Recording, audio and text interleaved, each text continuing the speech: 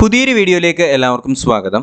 അപ്പോൾ നമ്മുടെ കേരള PSC 5-ാം തീയതി സെക്യൂരിറ്റി ഗാർഡ് എന്ന് പറയുന്ന നമ്മുടെ 10th ലെവലിൻ്റെ ഒരു മെയിൻസ് എക്സാമിനേഷൻ നടത്തിയിട്ടുണ്ടായിരുന്നു. അപ്പോൾ അതിൻ്റെ provisional answer key Kerala PSC ഇപ്പോൾ പബ്ലിഷ് ചെയ്തിട്ടുണ്ട്. അപ്പോൾ നമുക്കിന്ന് ഈ വീഡിയോയിൽ ഈ പ്രൊവിഷണൽ ആൻസർ കീ അനുസരിച്ചിട്ടുള്ള ചോദ്യങ്ങളും ഉത്തരങ്ങളും നമുക്കൊന്ന് ഡിസ്കസ് ചെയ്ത് പോകാം.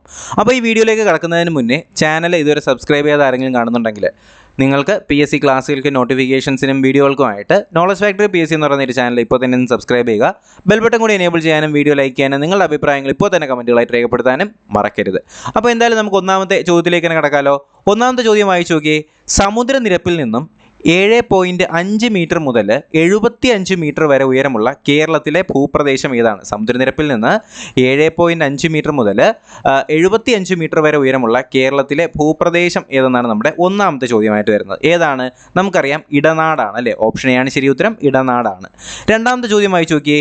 3 വശവും സമുദ്രത്താൽ ചുറ്റപ്പെട്ട കരഭാഗം ഏത് പേരിൽ അറിയപ്പെടുന്നു? 3 വശവും സമുദ്രത്താൽ ചുറ്റപ്പെട്ട കരഭാഗമാണ് ഉപദ്വീപ് എന്നറിയപ്പെടുന്നത്, ഉപദ്വീപ്. അതുപോലെ വംശനാശം സംഭവിച്ചുകൊണ്ടിരിക്കുന്ന വരയാടുകൾക്ക് പ്രസിദ്ധമായ കേരളത്തിലെ ദേശീയോദ്യാനം ഏതാണ്? അപ്പോൾ ഫോറസ്റ്റ് ഓഫീസറൊക്കെ പഠിക്കുന്ന ഒരു ചോദ്യം ശ്രദ്ധിക്കുക. വംശനാശം സംഭവിച്ചുകൊണ്ടിരിക്കുന്ന വരയാടുകൾക്ക് പ്രസിദ്ധമായ കേരളത്തിലെ ദേശീയോദ്യാനം ചോദിച്ചാൽ അത് ഓപ്ഷൻ സി ആണ്, ഇരവികുളമാണ്. ഇരവികുളമാണ്. പ്രസിദ്ധമായ മാർത്താണ്ഡവർമ്മ പാലം കേരളത്തിലെ ഏത് നദിക്ക് കുറുകയാണ്? മാർത്താണ്ഡവർമ്മ പാലം ഏത് നദിക്ക് കുറുകയാണ്? അറിയാമോ മാർത്താണ്ഡവർമ്മ പാലം? ഓപ്ഷൻ ഡി ആണ് ശരി ഉത്തരം വരുന്നത്, പെരിയാറാണ്. പെരിയാറിന് കുറുകെയാണ് മാർത്താണ്ഡവർമ്മ പാലം. ഏറ്റവും അധികം മത്സ്യത്തൊഴിലാളികളുള്ള കേരളത്തിലെ ജില്ല ഏതാണ്? ഏറ്റവും അധികം മത്സ്യത്തൊഴിലാളികളുള്ള കേരളത്തിലെ ജില്ല ഏതാണ്? ഏതാണ് ആ കേരളത്തിലെ ജില്ല ഏതാണ്? നമുക്കറിയാം, ഓപ്ഷൻ എ ആണ് ശരി ഉത്തരം, ആലപ്പുഴയാണ് അല്ലേ, ആലപ്പുഴയാണ്. ആറാമത്തെ ചോദ്യം. ഇന്ത്യയിലെ ഏറ്റവും വലിയ കൃഷിയധിഷ്ഠിത വ്യവസായം ഏതാണ്? ഇന്ത്യയിലെ ഏറ്റവും വലിയ കൃഷിയധിഷ്ഠിത വ്യവസായം ഏതാണ്? ഏതാണ് ശരി ഉത്തരം വരുന്നത്? നമുക്കറിയാം, പരുത്തി തുണി വ്യവസായമാണ്. ഓപ്ഷൻ സി ആണ്, ഓപ്ഷൻ സി ആണ്. പ്രതിമകളുടെ നഗരം എന്നറിയപ്പെടുന്ന ഏതാണ്? വളരെ സിമ്പിളാണ്, പ്രതിമകളുടെ നഗരം തിരുവനന്തപുരമാണ്. അടുത്ത ചോദ്യം. ഇന്ത്യയിലെ ഏറ്റവും വലിയ കൽക്കരിപ്പാടം ഏതാണ്? ഇന്ത്യയിലെ ഏറ്റവും വലിയ കൽക്കരിപ്പാടം ഏതാണ്? ഓപ്ഷൻ ഡി ആണ് ശരി ഉത്തരം വരുന്നത്. ഏതാണ്? ജാർഖണ്ഡാണ് അല്ലേ, ജാർഖണ്ഡാണ്. നമുക്കറിയാം, ഓപ്ഷൻ ഡി ആണ് ശരി ഉത്തരം, ജാർഖണ്ഡാണ്. ഹരിതമിത്ര പുരസ്കാരം എന്തിനാണ് കൊടുക്കുന്നത്? ഹരിതമിത്ര പുരസ്കാരം ഏതിനാണ് കൊടുക്കുന്നതെന്നാണ് ചോദിക്കുന്നത്. കർഷക തൊഴിലാളികൾക്കാണല്ലേ, കർഷക തൊഴിലാളികൾക്കാണ് ഹരിതമിത്ര പുരസ്കാരം കൊടുക്കുന്നത്. അതുപോലെ തന്നെ ഇന്ത്യയിലെ ഏറ്റവും ഉയരമുള്ള വെള്ളച്ചാട്ടം ഏതാണ്? ഇന്ത്യയിലെ ഏറ്റവും ഉയരമുള്ള വെള്ളച്ചാട്ടം നമുക്കറിയാം, ജോഗ് ഫാൾസ് ആണ് അല്ലേ, ജോഗ് വെള്ളച്ചാട്ടമാണ്. ഇന്ത്യയിലെ ഏറ്റവും ഉയരമുള്ള വെള്ളച്ചാട്ടമാണ് ജോഗ് വെള്ളച്ചാട്ടം. കേരളത്തിൻ്റെ കാശ്മീർ എന്ന് വിശേഷിപ്പിക്കുന്ന എവിടെയാണ്? കേരളത്തിൻ്റെ കാശ്മീർ ഓപ്ഷൻ ഡി ആണ് ശരി ഉത്തരം, മൂന്നാറാണ്. കേരളത്തിൻ്റെ കാശ്മീർ എന്ന് വിശേഷിപ്പിക്കുന്നത് മൂന്നാറിനെയാണ്. ഇന്ത്യയുടെ തദ്ദേശീയമായി COVID-19 വാക്സിൻ ഏതാണ്? ഇന്ത്യയുടെ തദ്ദേശീയമായിട്ടുള്ള COVID-19 വാക്സിൻ ഏതെന്നാണ് ചോദ്യം. നമുക്കറിയാം, അത് കോവാക്സിൻ ആണ് അല്ലേ, കോവാക്സിൻ ആണ്. ഇന്ത്യ തദ്ദേശീയമായി വികസിപ്പിച്ച COVID-19 വാക്സിനാണ് കോവാക്സിൻ. കേരളത്തിലെ ആദ്യത്തെ ജലവൈദ്യുത പദ്ധതി ഏതാണ്? കേരളത്തിലെ ആദ്യത്തെ ജലവൈദ്യുത പദ്ധതി പള്ളിവാസലാണ്. കേരളത്തിലെ ആദ്യത്തെ ജലവൈദ്യുത പദ്ധതിയാണ് പള്ളിവാസൽ. വനങ്ങൾ വൃത്തിയായി സൂക്ഷിക്കുക എന്ന ലക്ഷ്യത്തോടെ വനം വകുപ്പ് ആരംഭിച്ച പദ്ധതിയുടെ പേരെന്താണ്? വനങ്ങൾ വൃത്തിയായി സൂക്ഷിക്കുക. ഇതും ഫോറസ്റ്റ് ഓഫീസർ നോക്കുക. വനങ്ങൾ വൃത്തിയായി സൂക്ഷിക്കുക എന്ന ലക്ഷ്യത്തോടെ വനം വകുപ്പ് ആരംഭിച്ച പദ്ധതിയുടെ പേരാണ് പ്രോജക്റ്റ് ഗ്രീൻ ഗ്രാസ് അല്ലേ, പ്രോജക്റ്റ് ഗ്രീൻ ഗ്രാസ്. വനങ്ങൾ വൃത്തിയായി സൂക്ഷിക്കുക, പ്രോജക്റ്റ് ഗ്രീൻ ഗ്രാസ്. കേരളത്തിലെ ആദ്യത്തെ ശുചിത്വ പഞ്ചായത്ത് ഏതാണ്? കേരളത്തിലെ ആദ്യത്തെ ശുചിത്വ പഞ്ചായത്ത് ഏതാണ്? പോത്തുകലാണ് അല്ലേ, പോത്തുകൽ അറിയാം. പോത്തുകൾക്കൊക്കെ നല്ല ശുചിത്വം അല്ലെങ്കിൽ നല്ല വൃത്തിയുള്ള ജീവികളാണ് അല്ലേ. അപ്പോൾ കേരളത്തിലെ ആദ്യത്തെ ശുചിത്വ പഞ്ചായത്ത് ഏതാണ്? പോത്തുകലാണ്. ഇന്ത്യയുടെ ധാന്യപുര എന്നറിയപ്പെടുന്ന ഭൂപ്രകൃതി വിഭാഗം ഏതാണ്? ഇന്ത്യയുടെ ധാന്യപുര എന്നറിയപ്പെടുന്ന ഭൂപ്രകൃതി വിഭാഗം ഏതാണ്? നമുക്കറിയാം, ഓപ്ഷൻ ബി ആണ് ശരി ഉത്തരം, ഉത്തരമഹാസമുദ്രമാണ്. ഉത്തരമഹാസമുദ്രമാണ് ഇന്ത്യയുടെ ധാന്യപുര എന്നറിയപ്പെടുന്ന ഭൂപ്രകൃതി വിഭാഗമാണ് ഉത്തരമഹാസമതലം. ഷോളയാർ അണക്കെട്ട് ഏത് നദിയുമായി ബന്ധപ്പെട്ടതാണ്? ഷോളയാർ അണക്കെട്ട് ഏത് നദിയുമായി ബന്ധപ്പെട്ടതാണ്? ചാലക്കുടി പുഴയാണ് അല്ലേ, ചാലക്കുടി പുഴയുമായി ബന്ധപ്പെട്ടതാണ് ഷോളയാർ അണക്കെട്ട്. കേരളത്തിലെ ഏറ്റവും ചെറിയ ശുദ്ധജല തടാകം ഏതാണ്? കേരളത്തിലെ ഏറ്റവും ചെറിയ ശുദ്ധജല തടാകമാണ് പൂക്കോട്ട് തടാകം. പൂക്കോട്ട് തടാകം കേരളത്തിലെ ഏറ്റവും ചെറിയ ശുദ്ധജല തടാകമാണ് പൂക്കോട്ട് തടാകം. കേരളത്തിൽ ആദ്യമായിട്ട് നിപ്പ വൈറസ് റിപ്പോർട്ട് ചെയ്തത് എവിടെയാണ്? കേരളത്തിൽ ആദ്യമായിട്ട് നിപ്പ വൈറസ് റിപ്പോർട്ട് ചെയ്തത് കോഴിക്കോടിലാണ് കേട്ടോ. കേരളത്തിൽ ആദ്യമായിട്ട് നിപ്പ വൈറസ് റിപ്പോർട്ട് ചെയ്തത് കോഴിക്കോടിലാണ്. ദണ്ഡി കടപ്പുറം സ്ഥിതി ചെയ്യുന്നത് എവിടെയാണ്? ദണ്ഡി കടപ്പുറം സ്ഥിതി ചെയ്യുന്നത് ഗുജറാത്തിലാണ്. ദണ്ഡി കടപ്പുറം സ്ഥിതി ചെയ്യുന്നത് എവിടെയാണ്? ഗുജറാത്തിലാണ് ദണ്ഡി കടപ്പുറം സ്ഥിതി ചെയ്യുന്നത്. ഗുരുവായൂർ സത്യാഗ്രഹത്തിന് നേതൃത്വം വഹിച്ചത് ആരാണ്? ഗുരുവായൂർ സത്യാഗ്രഹത്തിന് നേതൃത്വം വഹിച്ചത് ആരാണ് ഗുരുവായൂർ സത്യാഗ്രഹത്തിന് നേതൃത്വം വഹിച്ചത്? കെ കേളപ്പൻ. കേരള ഗാന്ധി എന്നറിയപ്പെടുന്ന കെ കേളപ്പനാണ് ഗുരുവായൂർ സത്യാഗ്രഹത്തിന് നേതൃത്വം വഹിച്ചത്. സംസ്ഥാന ലിസ്റ്റിൽ പെടുന്ന ഇനങ്ങൾ ഏതൊക്കെയെന്നാണ്. അപ്പോൾ ഇതിനകത്ത് റെയിൽവേ ഉണ്ട്, കമ്പി തപാലുണ്ട്, പോലീസ് ഉണ്ട്, വാർത്താവിനിമയം ഉണ്ട്. ഇതിൽ സ്റ്റേറ്റ് ലിസ്റ്റിൽ ഉൾപ്പെടുന്ന ഏതൊക്കെയെന്നാണ് ചോദ്യം. ഏതാണ് ഇതിനകത്ത്? പോലീസാണ് അല്ലേ. നമുക്കറിയാം പോലീസാണ് ഇതിൽ സംസ്ഥാന ലിസ്റ്റിൽ പെടുന്നത്. ഏതാണ്? പോലീസാണ് സ്റ്റേറ്റ് ലിസ്റ്റ്. സ്റ്റേറ്റ് ലിസ്റ്റിൽ വരുന്നത് പോലീസാണ് കേട്ടോ, പോലീസാണ്. ഓക്കെ, ശ്രദ്ധിക്കുക. അടുത്ത ചോദ്യം 23ാമത്തെ ചോദ്യം. രവികുമാർ ദഹിയ ഏത് മേഖലയുമായി ബന്ധപ്പെട്ടിരിക്കുന്നു? രവികുമാർ ദഹിയ ഏത് മേഖലയുമായി ബന്ധപ്പെട്ടിരിക്കുന്നു? ഏതാണ് രവികുമാർ ദഹിയ? നമുക്കറിയാം സ്പോർട്സ് ആണ് അല്ലേ. സ്പോർട്സ് ആണ്. രവികുമാർ ദഹിയ ഏത് മേഖലയുമായി ബന്ധപ്പെട്ടിരിക്കുന്നു? സ്പോർട്സ് ആണ്. ഉത്തരവാദിത്ത ഭരണ സംവിധാനത്തിന് ഉചിതമായ മാറ്റങ്ങൾ നിർദ്ദേശിക്കാൻ നിയമിക്കപ്പെട്ടത് എന്താണ്? ഉത്തരവാദിത്ത ഭരണ സംവിധാനത്തിന് ഉചിതമായ മാറ്റങ്ങൾ നിർദ്ദേശിക്കാനായി നിയമിക്കപ്പെട്ടത് ഇതിലേതാണ്? ഏതാണ്? ഓപ്ഷൻ സി ആണ്, സൈമൺ കമ്മീഷനാണ് അല്ലേ. സൈമൺ കമ്മീഷനാണ് ഉത്തരവാദിത്ത ഭരണ സംവിധാനത്തിന് ഉചിതമായ മാറ്റങ്ങൾ നിർദ്ദേശിക്കാനായി രൂപീകരിക്കപ്പെട്ടത്. ഏതാണെന്ന് വെച്ചാൽ സൈമൺ കമ്മീഷനാണ്. ഗാന്ധിജി ദണ്ഡിയാത്രയോടുകൂടി ആരംഭിച്ച പ്രക്ഷോഭം ഏതാണ്? ഗാന്ധിജി ദണ്ഡിയാത്രയോടുകൂടി ആരംഭിച്ച പ്രക്ഷോഭം ഏതാണ്? സിവിൽ ആജ്ഞ ലംഘനം അല്ലേ, സിവിൽ ഡിസൊബീഡിയൻസ്. ഓക്കെ. കോട്ടയത്തെ രാജാവ് ഇതിൽ പറയുന്നവയിൽ ആരായിരുന്നു? നമുക്കറിയാം കോട്ടയത്തെ രാജാവാണ് ആര്? പഴശ്ശിരാജാവ് അല്ലേ. കോട്ടയം പഴശ്ശിരാജാവ് അല്ലേ, കോട്ടയം പഴശ്ശിരാജാവ്. ഓക്കെ. അടുത്ത ചോദ്യം. ബ്രിട്ടീഷുകാരുടെ നേരിട്ടുള്ള ഭരണത്തിന് കീഴിലായിരുന്നു ഏത് സ്ഥലം? കൊച്ചി, മലബാർ, തിരുവിതാംകൂർ. ഇവ ഒന്നുമല്ല. ഏതാണ്? ഓപ്ഷൻ ബി ആണ്, മലബാറാണ്. ബ്രിട്ടീഷുകാരുടെ നേരിട്ടുള്ള ഭരണത്തിൻ്റെ കീഴിലായിരുന്നു ഏത്? മലബാർ. ഓക്കെ, മലബാർ. വൈക്കം സത്യാഗ്രഹത്തിൽ തമിഴ്നാട്ടിൽ നിന്ന് പങ്കെടുത്ത പ്രധാനി ആരാണ്? വൈക്കം സത്യാഗ്രഹത്തിൽ തമിഴ്നാട്ടിൽ നിന്നും പങ്കെടുത്ത പ്രധാനി ആരാണ്? ആരാണ്? ഇ വി രാമസ്വാമി നായ്ക്കർ അല്ലേ. പെരിയാർ എന്നൊക്കെ അറിയപ്പെടുന്ന ഇ വി രാമസ്വാമി നായ്ക്കറാണ് വൈക്കം സത്യാഗ്രഹത്തിൽ തമിഴ്നാട്ടിൽ നിന്ന് പങ്കെടുത്തത്.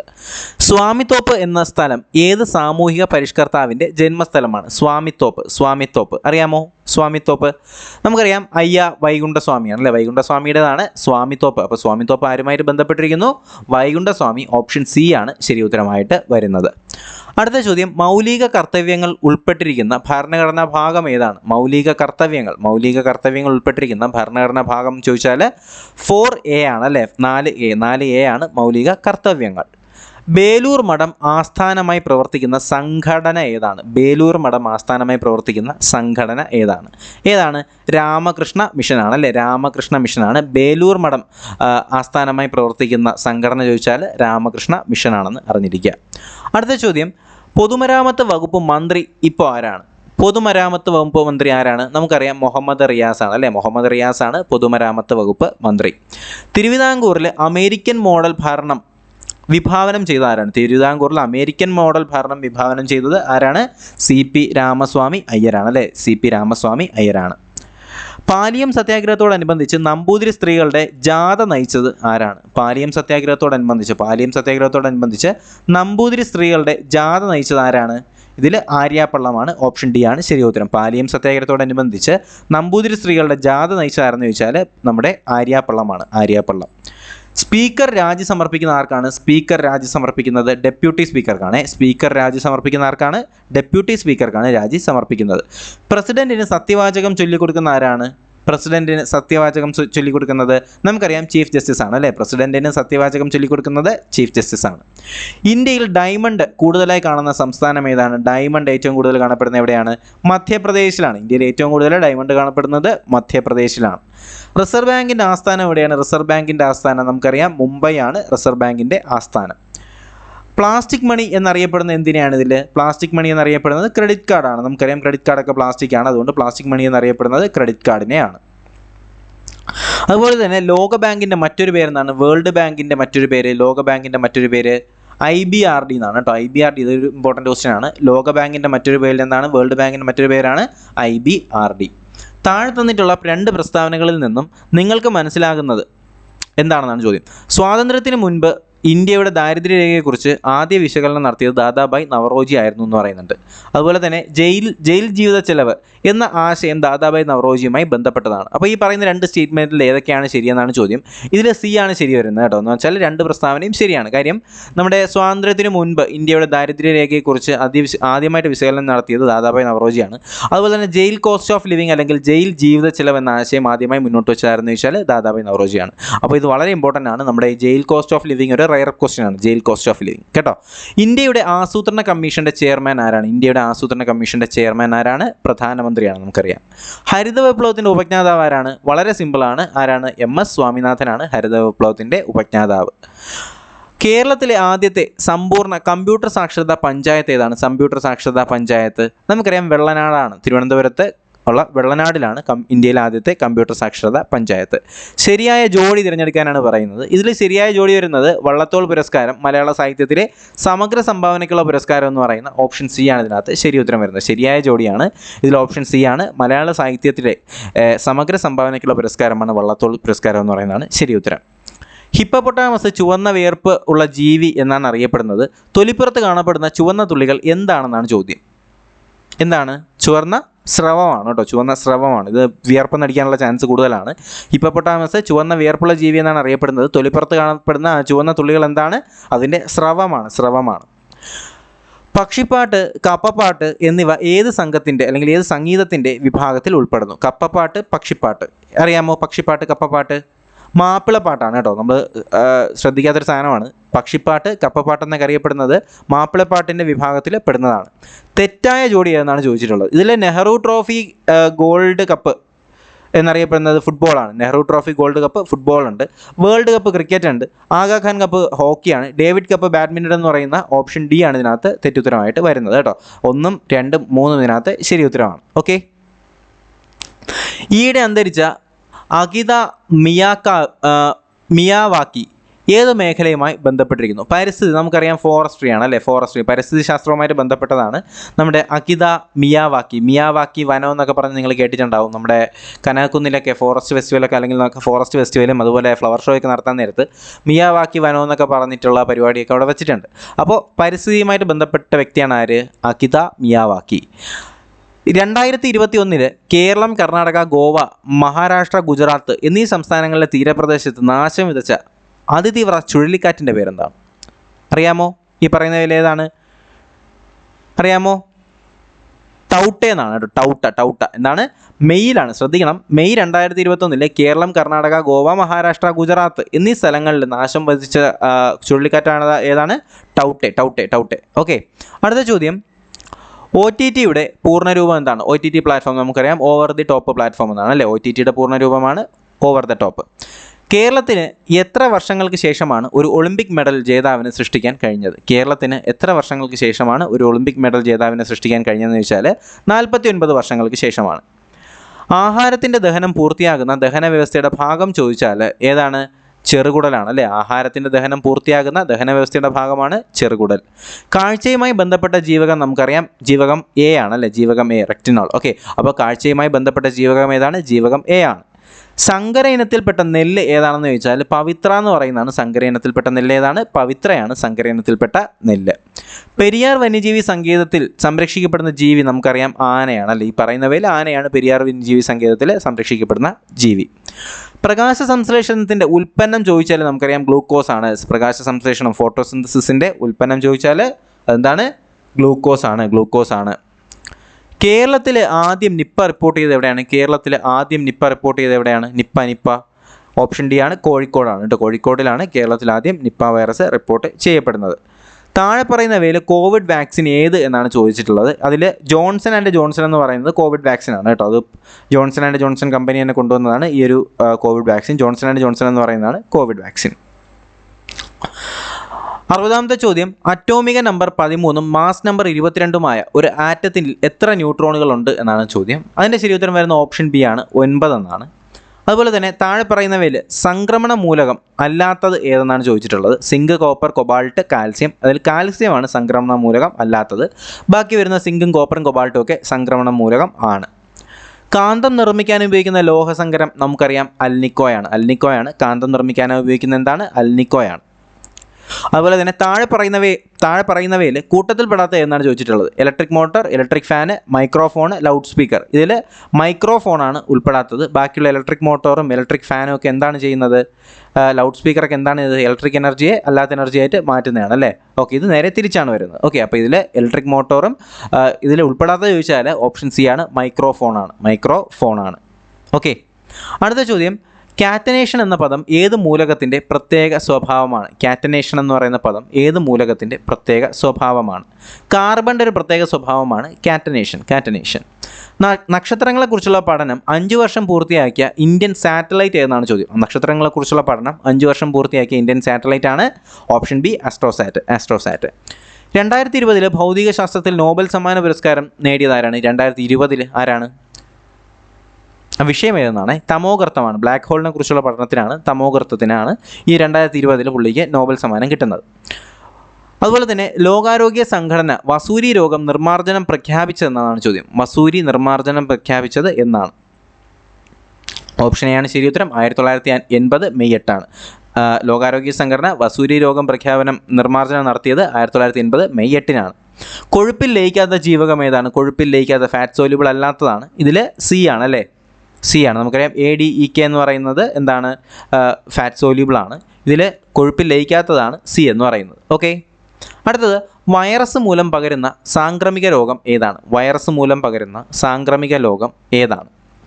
ഇതിൽ ഇൻഫ്ലുവൻസ എന്ന് പറയുന്നതാണ് വൈറസ് രോഗം കാരണം അല്ലെങ്കിൽ വൈറസ് കാരണം പകരുന്നത്. കുരങ്ങു പനിയായി അറിയപ്പെടുന്നത് ഇതിലേതാണ്? കുരങ്ങു പനിയായിട്ട് അറിയപ്പെടുന്ന ഏതാണ്? കൈസനൂർ ഫോറസ്റ്റ് ഡിസീസാണ് അല്ലേ? കൈസനൂർ ഫോറസ്റ്റ് ഡിസീസാണ് കുരങ്ങു പനിയായി അറിയപ്പെടുന്നത് കൈസനൂർ ഫോറസ്റ്റ് ഡിസീസാണ്. ലോക കൈകഴുകൽ ദിനം എന്നാണെന്ന് അറിയാമോ? ലോക കൈകഴുകൽ ദിനം ഒക്ടോബർ 15 ലോക കൈകഴുകൽ ദിനം. ദേശീയ വൈറോളജി ഇൻസ്റ്റിറ്റ്യൂട്ട് എവിടെയാണ് സ്ഥിതി ചെയ്യുന്നത്? ദേശീയ വൈറോളജി ഇൻസ്റ്റിറ്റ്യൂട്ട് പൂനെയിലാണ് ദേശീയ വൈറോളജി ഇൻസ്റ്റിറ്റ്യൂട്ട് സ്ഥിതി ചെയ്യുന്നത്. DPT അഥവാ ട്രിപ്പിൾ ആൻറ്റിജൻ ഏതെല്ലാം രോഗങ്ങൾക്കുള്ള വാക്സിനാണ്? എന്താണ് DPT അഥവാ ട്രിപ്പിൾ ആൻറ്റിജൻ ഏതെല്ലാം രോഗങ്ങൾക്കുള്ള വാക്സിനാണ്? അറിയാമോ? ഡിഫ്തീരിയ, ടെറ്റനിസ്, വില്ലൻ ചുമയാണ് DPT എന്ന് പറയുന്നത് ഡിഫ്തീരിയ, ടെറ്റനിസ്, വില്ലൻ ചുമ. ഓക്കെ, അടുത്ത് താഴെ പറയുന്നവയിൽ ജീവിതശൈലി രോഗം ഏതൊക്കെയാണെന്നാണ് ചോദ്യം. ഈ പറയുന്നവയിൽ അർബുദം, പ്രമേഹം, പക്ഷാഘാതം എന്നിവയാണ് ജീവിതശൈലി രോഗം എന്ന് പറയുന്നത്. അർബുദം, പ്രമേഹം, പക്ഷാഘാതം. കേരള സർക്കാരിൻ്റെ അവയവദാന പരിപാടിയുടെ പേരെന്താണ്? നമുക്കറിയാം മൃതസഞ്ജീവനിയാണ് കേരള സർക്കാരിൻ്റെ അവയവദാന പദ്ധതിയുടെ പേരെന്താണ്? മൃതസഞ്ജീവനി എന്നാണ്.